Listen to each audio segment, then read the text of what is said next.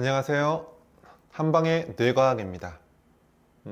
여러분, 이 소 한번 보세요. 정말 탄탄한 근육을 자랑하죠? 그런데 이 소는 평생 풀만 먹고 우리가 흔히 생각하는 단백질은 거의 먹지 않는데 어떻게 이렇게 빵빵한 근육을 가질 수 있을까요? 바로 이 장내 미생물이 단백질을 만들어주기 때문이에요. 정말 놀랍지 않습니까? 제가 예전에 뇌 기질적인 이상에 대해서 말씀드렸듯이 뇌의 진화는 소화기에서부터 시작이 되었다고 합니다. 결국 이 장이 건강해야 뇌도 건강해질 수 있다는 얘기죠. 그런데 여기서 중요한 점은 이 장하고 그 안의 미생물이 서로 따로 떨어져 있는 게 아니란 거예요. 이 장 점막 부분, 그 점막 부분에서 이 미생물과 점막 세포가 서로 엉겨 붙어 있습니다. 그래서 서로 한 몸으로 존재해요. 미생물이 내 몸이고 내 몸이 미생물인 거예요. 이 미생물들이 음식물을 소화하고 흡수하고 심지어 해독시키는 과정에서도 결정적인 역할을 하고 있습니다. 우리 소화기, 위나 소장, 대장이 보조 역할을 하고 오히려 미생물들이 주된 역할을 하고 있습니다. 신기하죠? 여러분, 신경 전달 물질이 우리 아이들의 감각과 감정, 그리고 인지에 얼마나 중요한지 잘 아시죠? 그런데 이 신경 전달 물질 중에서도 장내 미생물들이 만들어내는 것들이 있어요. 이 외부에서 세로토닌 100개가 들어오는 것보다 우리 장 안에서 미생물들이 만들어주는 세로토닌 하나가 더 결정적인 역할을 하고 있습니다. 이걸 좀 쉽게 설명을 드리자면은 마치 이 전쟁터에서 성 밖에서 적군 100명이 있는 것보다 그 성으로 보호받고 있는데 그 밖에 적군이 100명 있는 것보다 이 성 안으로 침투한 적 한 명이 더 강력한 것과 같아요. 우리 뇌와 신경계는 너무도 중요하기 때문에 강력한 면역 시스템으로 보호받고 있어서 외부에 있는 물질이 들어오기 진짜 어렵습니다. 바로 이걸 BBB, 혈-뇌 장벽이라고 해요. 혈관에서부터 막아가지고 밖에 있는 물질이 뇌 안으로 못 들어오게 막는 겁니다. 그래서 이 뇌에 작용하는 약을 만들 때에도 이 BBB를 통과하는 게 너무 어려워서 첨단 기술을 활용해야만 해요. 그런데 이 장내 미생물이 만들어낸 신경 전달 물질은 우리 몸에서 우리 편으로 인식하기 때문에 쉽게 신경계 안으로 들어와서 작용할 수 있습니다. 그래서 이 장내 미생물이 얼마나 중요한지 다시 한번 생각해 보게 됩니다. 이 장내 미생물, 그 중에서도 유익균과 유해균에 대해 이야기해 볼게요. 여러분도 한 번쯤 들어봤을 거예요. 좋은 균은 유익균, 나쁜 균은 유해균이라고 하죠. 유익균은 올리고당이나 식이섬유를 좋아하는데 이거를 먹고 배출하는 물질이 우리 건강에 도움이 되는 약이 됩니다. 약. 반대로 유해균은 설탕이나 밀가루 같은 단당을 좋아해서 이거를 먹고 나오는 배설물이 우리 몸에 해로운 독이 됩니다. 참 신기하죠. 특히 대장은 어느 정도 유해균의 독성을 막아낼 준비가 되어 있지만 소장은 그렇지 않아요. 소장은 그냥 무지성으로 흡수하기 때문에 만약 유해균이 소장에 많다면 정말 치명적일 수 있습니다. 이 장내 미생물과 관련된 질병 중에서 대표적인 게 두 가지가 있어요. 바로 디스바이오시스와 시보입니다. 시보. 약간 욕 같네, 그죠? 네. 먼저 디스바이오시스는 이 장내 미생물의 불균형을 의미해요. 일반적으로 이 좋은 균과 나쁜 균의 비율이 있거든요. 보통은 좋은 균 85, 나쁜 균 15 정도가 적당합니다.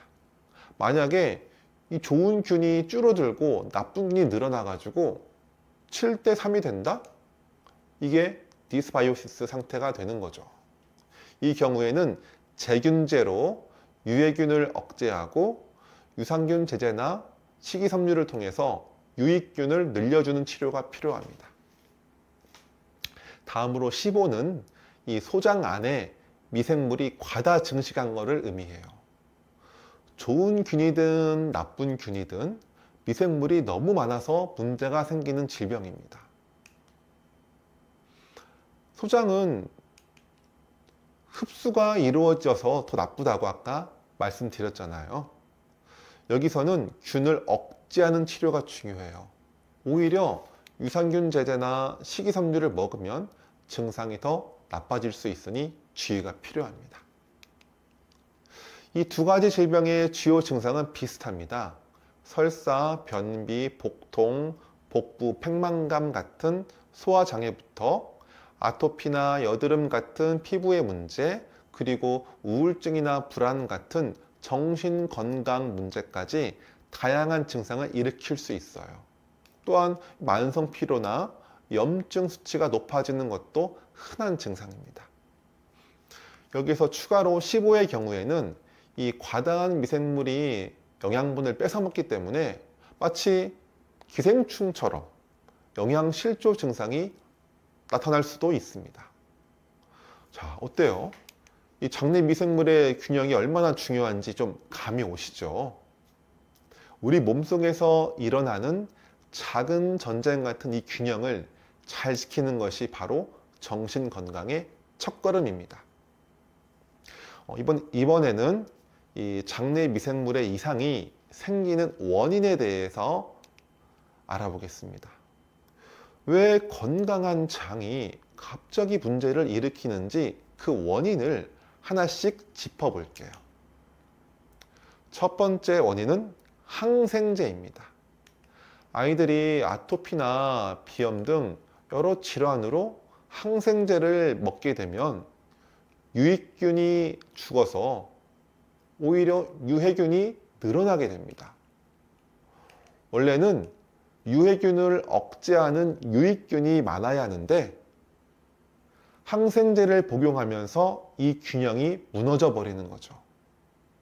특히 클로로스트리움균, 이 자폐를 유발할 수 있다고 많이 알려져 있는데 이 균이 늘어나는데 항생제가 가장 주요한 원인으로 작용한다고 합니다. 그렇다고 항생제를 절대 먹으면 안 될까요? 아닙니다. 필요할 때에는 당연히 항생제를 먹어야 돼요. 다만 질병이 치료된 후에는 유해균을 억제하는 유산균 제제를 함께 복용해서 유익균을 복충해 주는 것이 중요합니다. 예를 들어 애시도필러스나 카세이 같은 유산균이 유해균 억제에 큰 도움이 됩니다. 두 번째 원인은 당분입니다. 당분. 유해균은 당분을 아주 좋아해요. 설탕, 밀가루, 음료수, 빵, 과자 이런 것들. 유해균은 당분을 먹고 번식하기 때문에 만약 유해균을 억제하려고 치료하는데 당분을 줄이지 않으면 마치 전쟁터에서 적군에게 보급을 계속 주는 것과 같습니다. 전쟁에서 승리하기 위해서는 강력한 무기보다 중요한 것이 바로 보급입니다. 보급. 유해균과의 전쟁에서 이기려면 적의 보급을 끊어야 돼요. 유해균의 보급을 끊기 위해서는 단당류를 줄이고 유익균이 좋아하는 식이섬유와 올리고당을 늘려야 합니다. 그리고 세 번째 원인은 소화장애입니다. 이 똑같은 음식을 먹어도 소화를 잘 시키면 깨끗한 영양분이 되지만 소화를 제대로 못 시키면 유해균의 먹이가 되어 독이 되어 버립니다. 이 소화장애의 문제는 너무 방대해서 간단하게 핵심만 짚고 넘어가려고 합니다. 음식을 급하게 먹고 차가운 음식이나 매운 음식을 자주 먹으면 위장 쪽이 상합니다. 망가져요. 그리고 밀가루나 인스턴트 음식을 많이 드시면은 십이지장 쪽이 상할 수 있습니다. 이거를 최근에 장누수 증후군이라고도 부르는데 이 부분도 중요하니까 다음에 따로 다뤄보도록 할 겁니다. 소장 쪽, 십이지장 쪽에 구멍이 나는 겁니다. 마지막으로 이 단 음식을 많이 먹으면은 췌장이 상할 수 있습니다. 췌장은 많은 소화 효소가 만들어지는 곳이기 때문에 췌장이 상하면 소화에 문제가 생기죠.